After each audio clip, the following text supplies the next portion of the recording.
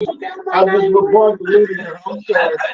Lydia, because I was saying Lydia Chatmon all morning, and now I had to bring in Dr. Ozella for that, never mind anyway. And Lydia Chatmon, as I was saying a few minutes ago, I'll probably do 2 or 3 things at once. And I always tell people, I really do believe, I think females are better at multitasking than I am. I agree. Now, I'm not going to say other men. I don't want to speak for all men, but I know that you guys tend to be, I think, a better multitaskers than I am. So anyway, you're here this morning to talk about next Friday. What is next Friday? Yes, next Friday, January 12th, from 9 a.m. until 1 p.m., we will be at the Selma High School Gymnasium. And when I say we are taking part, the city of Selma is taking part in the Day of Action series that WSFA News 12 has been producing over the past couple of months as a part of addressing poverty in our state. And so WSFA, they've hosted a Day of Action in Tuskegee. They've hosted a Day of Action in Montgomery. And Selma, we will host ours on next Friday, January 12th at Selma High, again, from 9 a.m. until 1 p.m. So now what's going to happen? What are you trying to do? We are trying to get folks connected to resources to help transition folks out of poverty. So the date actually is important because of it marks the 1 year mark from our thriving as a community beyond the tornado. Yeah. So when you say transitioning out of poverty, let's see if we can't define that. I was jokingly talking about the difference between being broke and being poor, but define poverty for us if you can in your own words.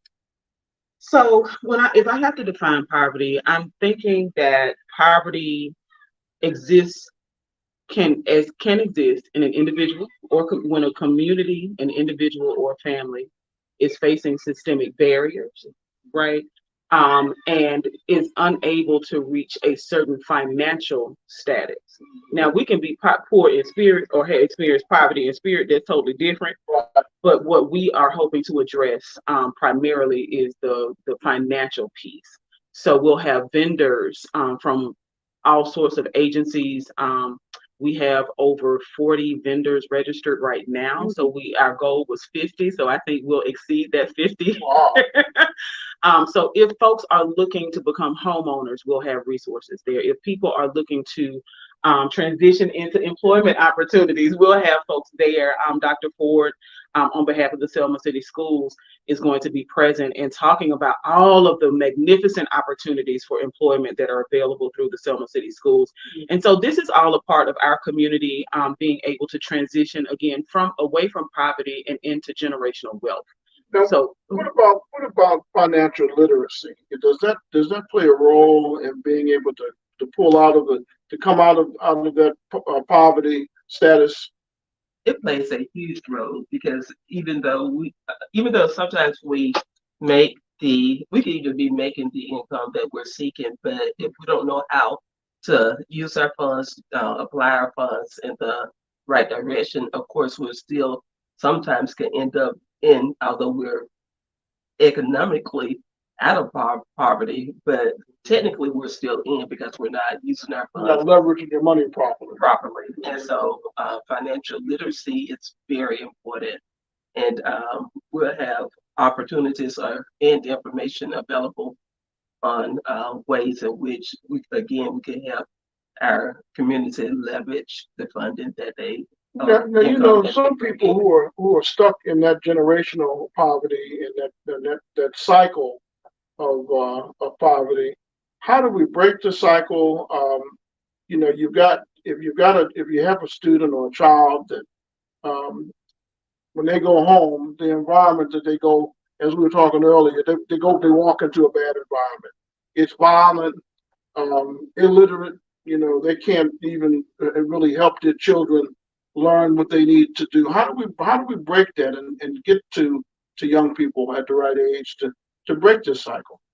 Well, one of the things I just want to say about that is the fact that we can't just consider the young people, right? Because they have to go back into these spaces with the adults. To your very point, right? So it's great for us to have interaction like the schools, right? Mm-hmm. The schools have children for the majority of the year and for the majority of the day throughout the year, right? But they still have to go home. So by skipping over the adults, we actually do ourselves a disservice, right? So we need to educate everyone, not just the children. So that's one part. But then also understand that we all, but for the grace of God, there go I, right? So it may just be that the opportunities that were afforded to my parents were different, right? Or they were able to move in a different way once they had financial resources available, make certain choices. And so now my life is different. I've been able to move differently. And so my son's life is different. But what happens when you don't make the right choices? When you've made the right choice before, but then you haven't made consistent quote unquote right choices, right?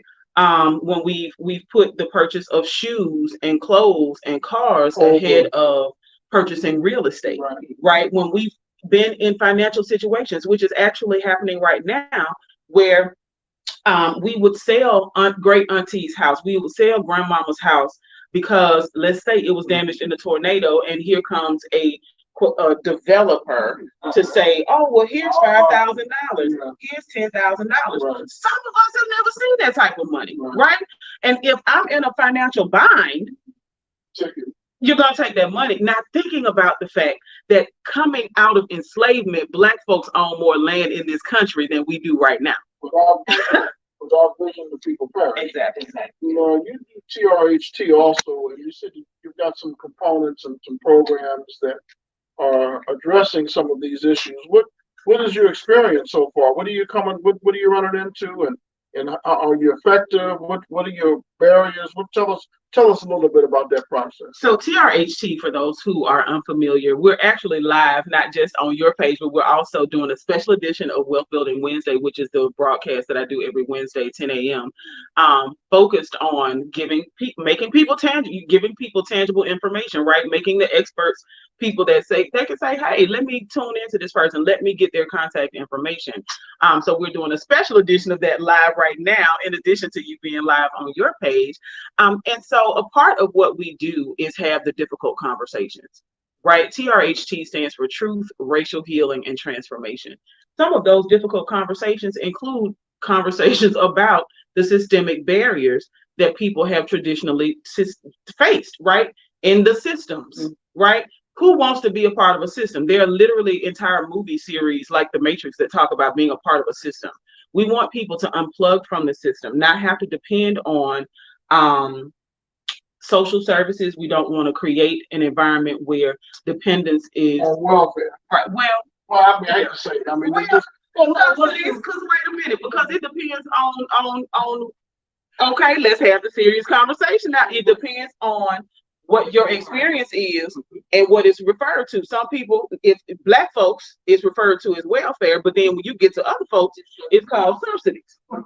So it's to say, hey, I mean, let's keep it right. Who controls the narrative? You know, correct. You know, and so I guess what I'm wondering is, when you approach adults who have not had the benefit of financial literacy, how do they respond? Are they receptive? Is it difficult to turn that around? Or what are you up against? We honestly don't have. I think it's getting folks in the room is the biggest challenge, because once people are there, it's not, and it also, the messenger matters. How you deliver, who the messenger is, and how that message is delivered. They trust. That's it. That trust is the key. Yes. And that's a lot of what we experience in the That's a lot of what we experience in the school system also, because you're here often, but parents don't come to the schools. Well, they do come if they trust our educators, if they trust our principals to really provide them with the information that's needed.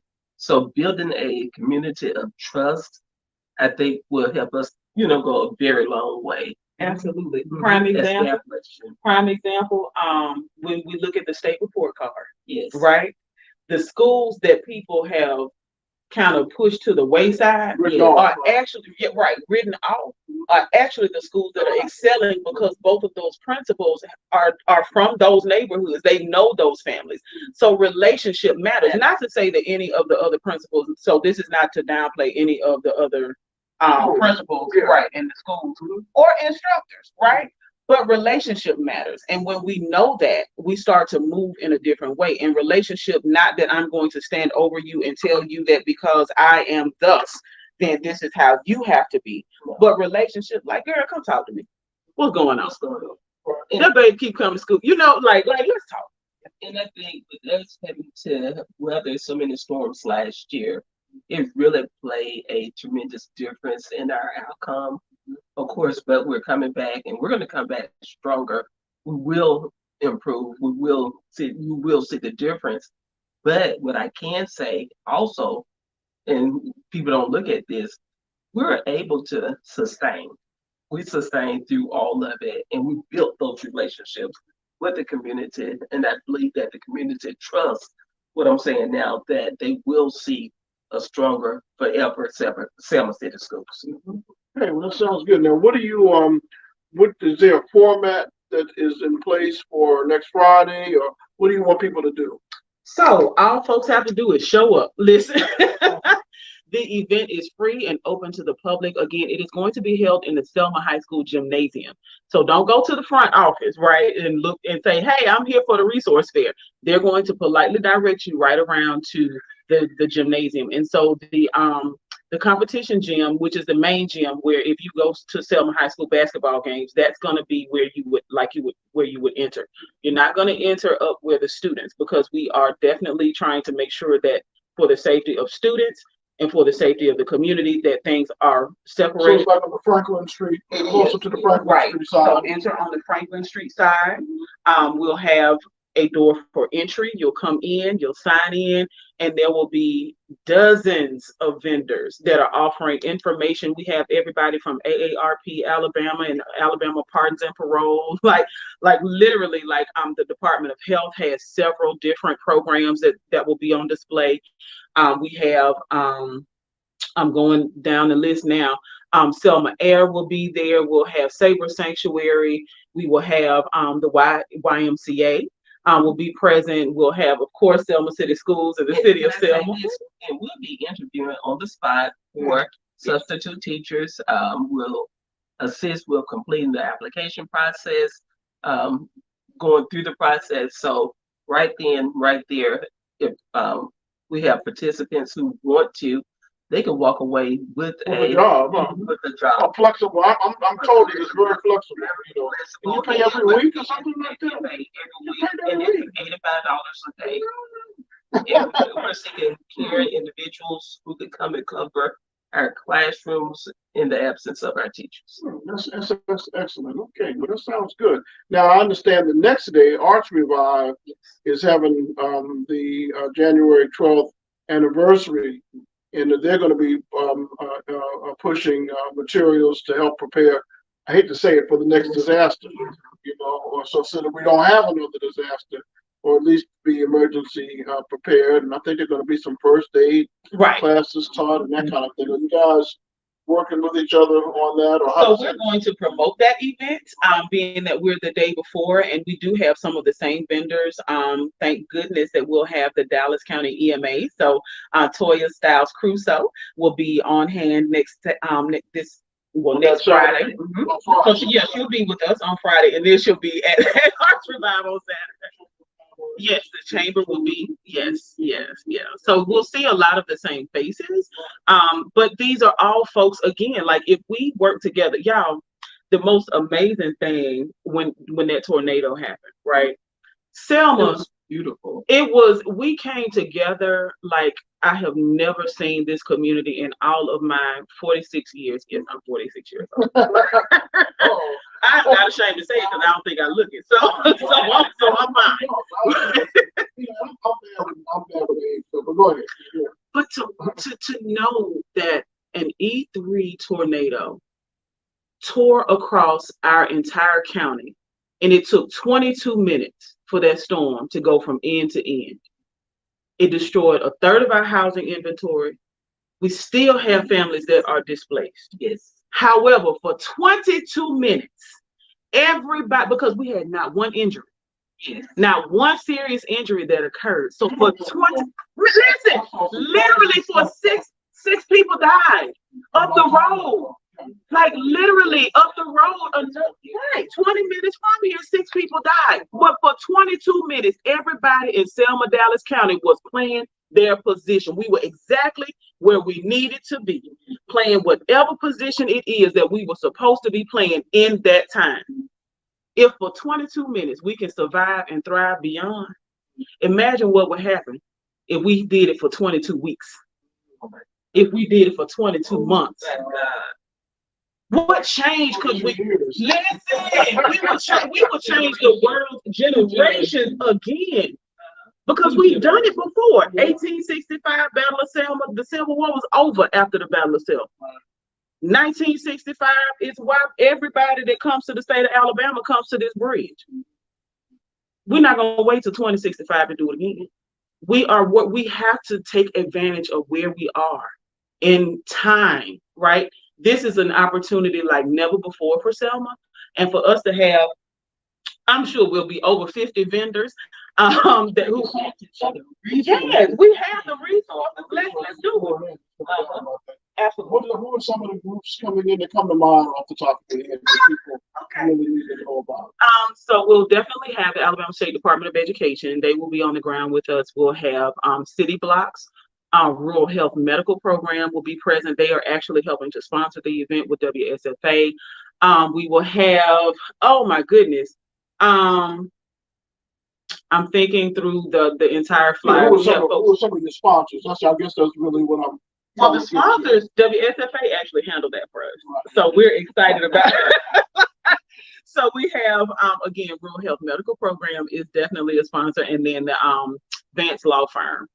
So they're covering the cost of promoting the event on the WSFA end. But the partners that are together in Selma helping to produce the event are the Selma Dallas County United Way, the Selma Center for Nonviolence, the Black Belt Community Foundation, and the Selma City Schools. Okay. And how much is this going to cost us? How much you got to have? Yeah, so there's no reason why we can't participate with this. Absolutely. From what time to what time? 9 a.m. to 1 p.m. Doors will open to the public at 9 a.m. Expect to only enter through one entry point on Franklin Street. So again, don't come to the front of Selma High and say, I'm trying to get to the resource fair. It will probably be clearly marked. It will be clearly marked, but we know that sometimes, Randy, we go where we go. So we come to Franklin Street and there's an entry point. It will be clearly delineated. It will be clearly marked that there's an entry door. You come in, the gym will be filled with vendors. If you are, now I do want to make this plea. If you have not yet registered to be a vendor, we are still taking vendors. We want you to be a part of this. So if you can impact a family, if it's one family that you can impact, if you are an employer and you are looking for employees, come register and set up a table. If you are a social service organization, no matter what aspect of life you handle, that you deal with, that you help other people to cope through, right? Sign up. This is an opportunity for us to come together like never before in the community. We are delighted that so many vendors have registered. Like I said, we're definitely going to exceed 50. We're almost at 50 now. And that's before this plea. And I know everybody listens to Randy Williams. So we expect to have some more people reaching out. And if you'd like to have more information about how to sign up, please give us a call. I'm at the Selma Center for Nonviolence. That email address is lchatmon@Selma, SELMACNTR.org. And the phone number, y'all, I'm not giving my personal phone. It's out there, but so my mom is doing fine. Hey, mom, because I'm sure she's listening. I was like, I'm headed to Randy. Yeah. Yes. Well, that's good. Yeah. Your son, how's he doing? He is doing so well. Oh my God, Randy. Is he as tall as you are now? Listen, yes, and that's why I'm like, oh my God, he really, really is. Well, you looking for the number. How are we doing with attendance? How did attendance end up last year? You want to pull a microphone to you? Of course, we're still working on attendance. As far as the actual enrollment numbers, we're able to increase our enrollment, but daily attendance is very important. If students miss more than 18 days out of school, they're considered chronically absent. And we had, of course, chronic absenteeism was one of the areas that impacted our report card um, this go round. So we're working to just try to get the word out to parents. Please, please send students to school each and every day. Yesterday we had over 500 students out on yesterday, and so we posted the message on Facebook to Does that have anything notify. to do with the weather, maybe? Or Yesterday was I mean, it was a sunny day, beautiful day, right?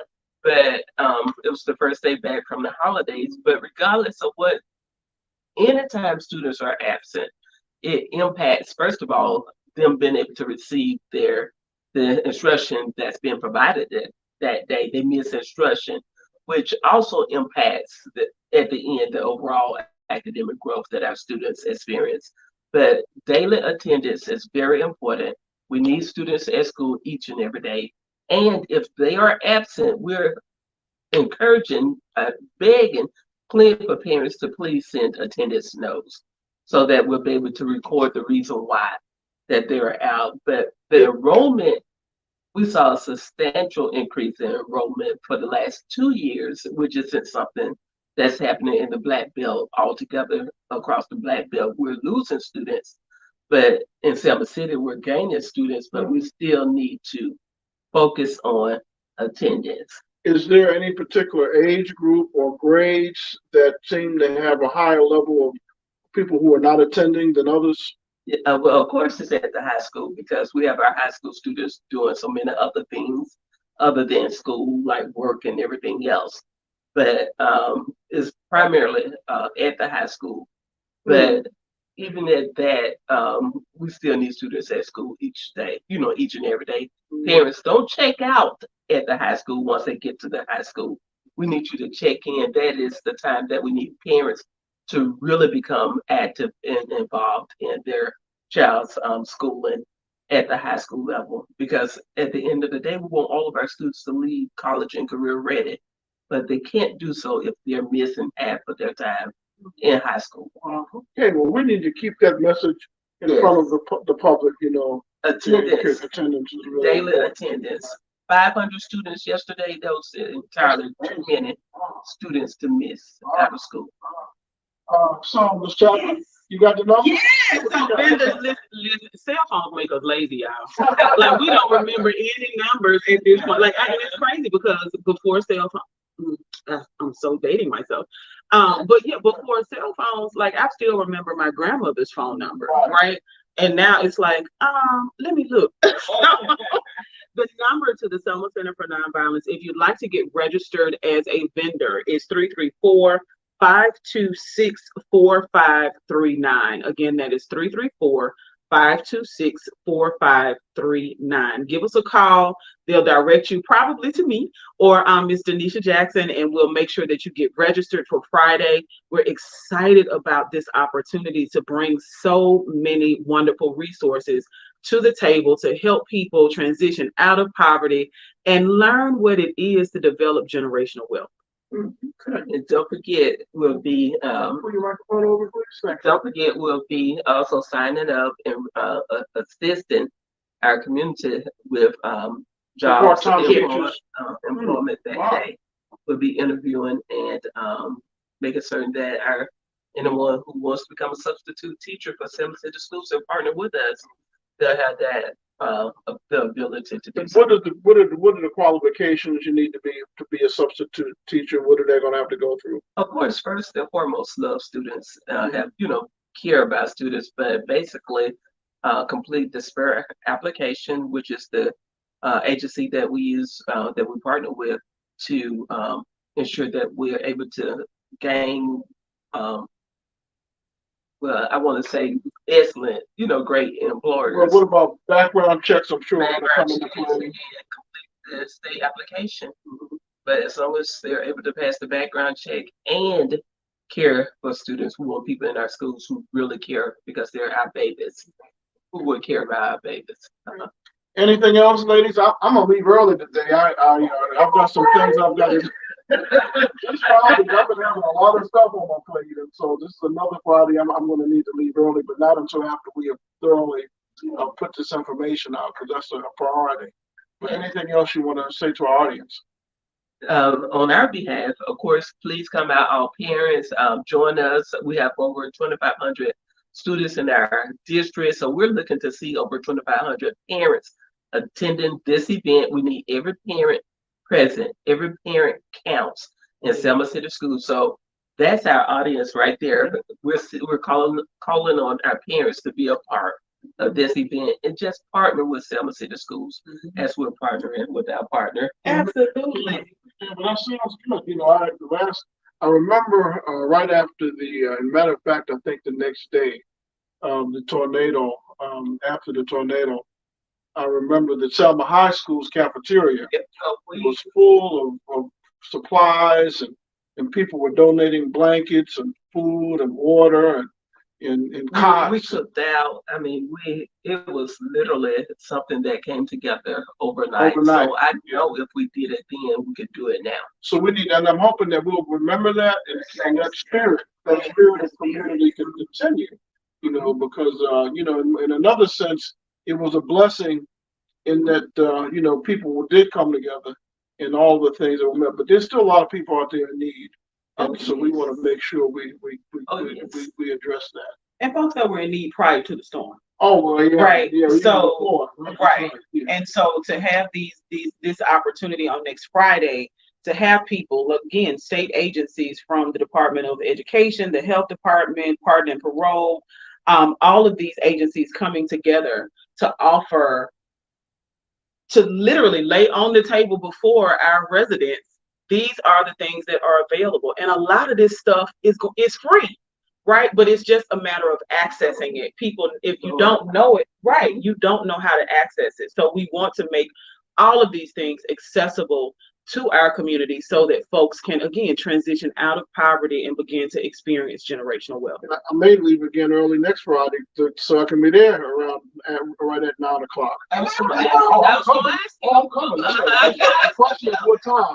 So I may leave early though, really, because I want to be able to. I think that the information that people will be able to access is really important. Yes. And there's too many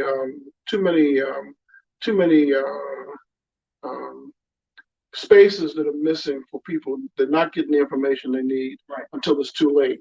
Listen, so we've got to deal with that. Randy, I literally just had a conversation with a young lady who has been working on behalf. I'm a part of the long-term recovery group.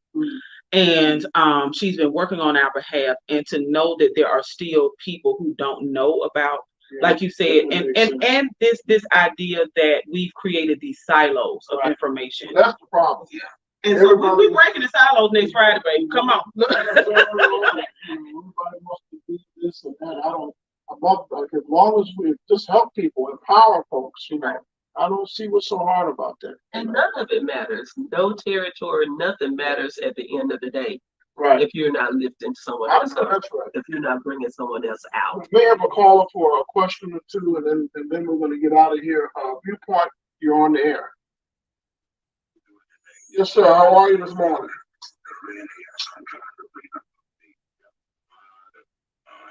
People that are still, as they have said, in need of help with their housing and stuff.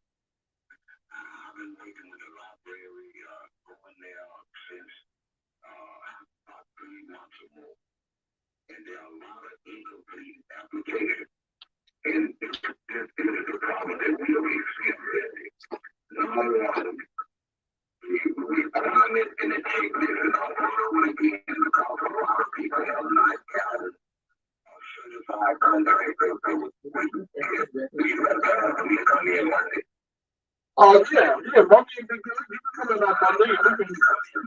Let's come in on Monday and we're going through it again.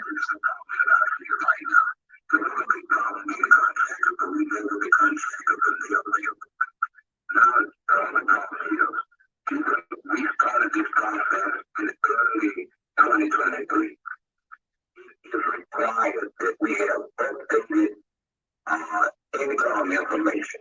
I tell you what's going to happen.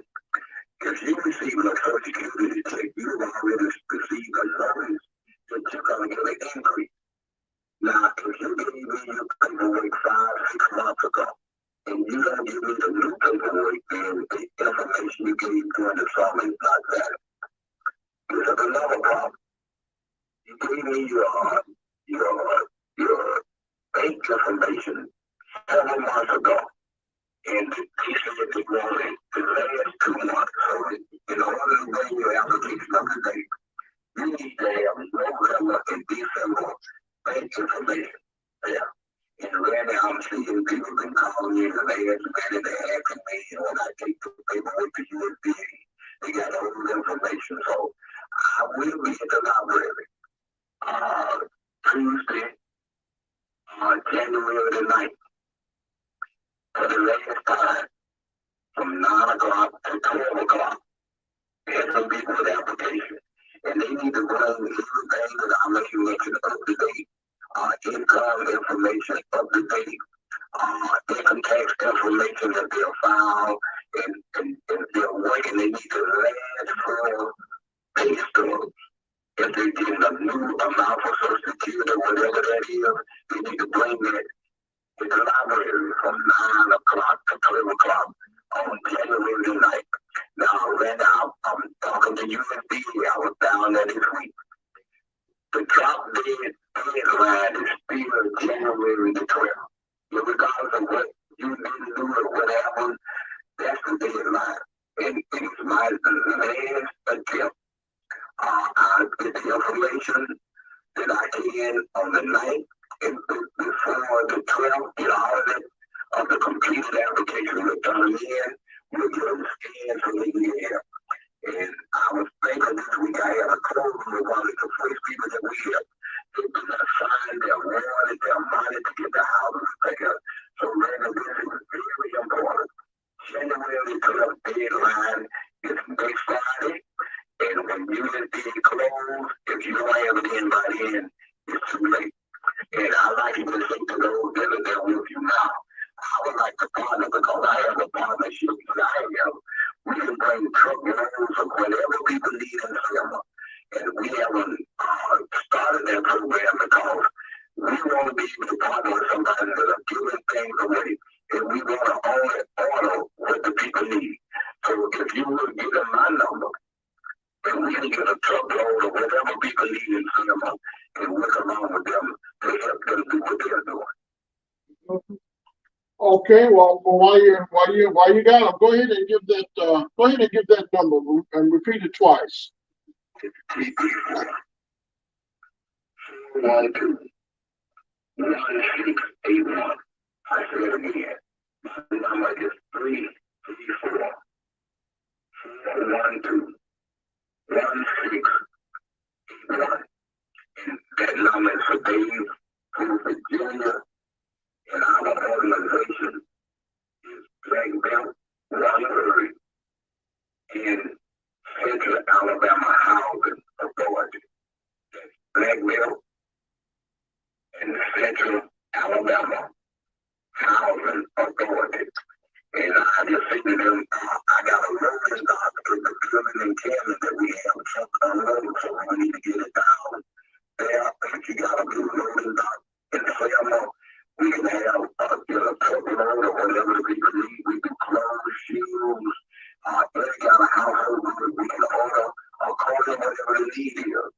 But we need to have a place to unload the truck, and we need 15 volunteers to unload the truck. So whatever the need is, let me know. We can work together to get a truckload or whatever the need for that. And then I like to just say too, our organization, I want to be redundant on what we're doing, but we are trying to get some jobs brought into Dallas in Wilcox County, and they're going to be some high-paying jobs. And I like to work with these people because we're going to have job training for a particular skill set. They're going to pay greater than $15 or $20 or even $30 an hour. So we're working on that. That's in the work. So we'd like to work with you to help some of these them. And also we're working on a program that's trying to bring it here. It's called FAST, Capital kids to do better in school, they need some parental involvement.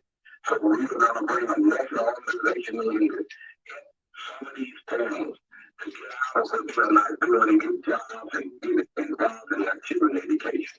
So if you really need to, these are programs that we're bringing to Selma, Catholic County, we're bringing in to Little Cox and Camden area. So if you want me to help you, I do what I can to help.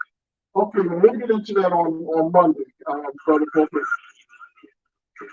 Yes, sir. Okay, thank you for calling. All right, and anything else, ladies, that you'd like to say before you depart? I know you tried to get out of here early, but but it looks like you might. I'm on target. Okay. So I do just want to reiterate, I appreciate Mr. Fufa for calling in. I do want to reiterate to the community the importance of vetting the people that you are sharing your information with, right?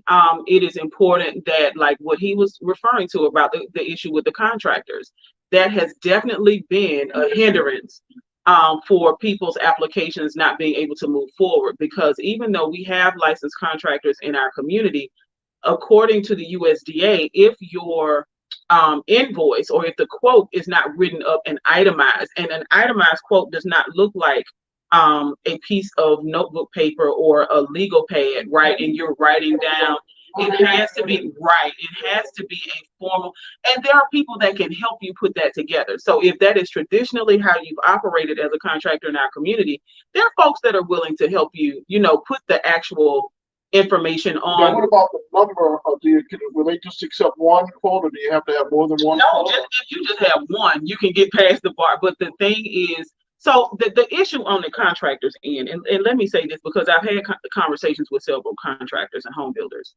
The issue is that there are some folks who will ask you that you'll call them out, right, to do this quote.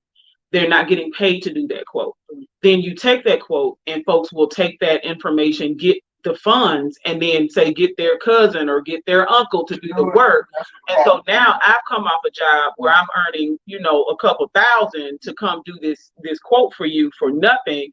And then there's nothing on the back end. And also, even if I am, a part of what happens is, as a contractor, I have to do the work up front and then get the money. Right, the work has to precede the payment, and so that's typically not how most people are able to operate. And so there are some barriers there, but these are things that can be overcome. So I appreciate him for calling in. I also want to encourage folks that if you are still struggling to recover from the tornado, you can also call the Black Belt Community Foundation. Sharonda Armstrong. They're going to have, I think Monday, they're going to be at 9 o'clock. The Black Belt Community Foundation will be available to answer questions Monday and Tuesday at 10 o'clock. And so, and what's the address for the Black Belt? 609 Lauderdale. 609 Lauderdale. Yes. And I would be reminding people also on Monday as well. Well, ladies, I hate to throw you out. That's all right, Reggie. We appreciate you for having us. I appreciate you coming in and sharing that information. And we'll talk about it, for the rest of the week next week. I'll bring you some repeat attendance. We'll get together sometime. I think we need to run something, maybe a regular public service announcement to remind people about how important that is. And I'm really concerned that it's high school students, because those are the ones that are getting shot and killed and in jail and in trouble, and so we need to really not let that happen to them if we can help it. Right. Yeah. Mm-hmm. Okay. Well, thank you so much. We're going to take this last break, and I'm getting out of here, folks. I'll see you Monday morning, the good Lord willing. Stay tuned, Fox News.